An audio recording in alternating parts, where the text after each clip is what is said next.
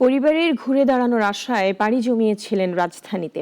কাঠমিস্ত্রির কাজ করে পরিবারকে সচ্ছলতা ফিরিয়ে দেওয়ার স্বপ্ন দেখতেন ব্রাহ্মণবাড়িয়ার কামরুল মিয়া। তবে সেই স্বপ্ন বাস্তবায়নের আগেই থেমে যায় তার জীবন। গত 1 বছরে পরিবারের স্বপ্ন পূরণ হলেও ছেলের শূন্যতা ভুলতে পারে না পরিবার। আবুল হাসনাত মোহাম্মদ রফির রিপোর্ট, জানাচ্ছেন শাশ্বতী সরকার। গৌরনগর গ্রামের এই তরুণ মা ও বড় ভাইকে হারিয়ে পড়েছিলেন গভীর সংকটে।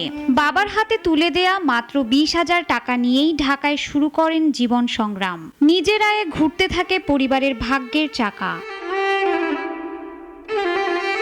স্বপ্ন ছিল প্রবাসে গিয়ে আয় বাড়ানোর, কিন্তু সময় তাকে সেই সুযোগ দেয়নি। 2024 সালের 20 জুলাই বৈষম্য বিরোধী ছাত্র আন্দোলনে পুলিশের গুলিতে প্রাণ হারান কামরুল। একটি গুলি থামিয়ে দেয় একটি পরিবারের আশাবাদী স্বপ্ন। খুব ভালো ছেলে ছিল, মারা গেছে এসে এটি আমাদের খুব দুঃখ। অনেকেরই জিজ্ঞাসা করলে একজন খুব আফসোস করে, মানে ছেলে হিসাবে খুব অনেস্ট ছিল। গ্রামের অনেকের উৎসবর্ণিত, অনেকের সমস্যা হলে উনি সামনে গিয়ে দাঁড়াইতো। কামরুলের যে আত্মত্যাগটা যাতে বৃথা না যায়, দেশটা যাতে সুন্দরভাবে চলে, এটাই আমরা প্রত্যাশা করছি। তবে তার মৃত্যু বৃথা যায়নি। সরকারি ও রাজনৈতিক সহায়তায় আজ সেই ভাঙা ঘরে রঙিন টিনের ছাউনি। বোনের বিয়ে হয়েছে, ছোট ভাই এখন সৌদি আরবে। তবুও কামরুলের শূন্যতা কিছুতেই মেনে নিতে পারে না পিতা নান্নু মিয়া। দেশ দেখে বাঁচবো এ চিন্তা করে হেরা লক্ষ্য দিয়ে গেছিল।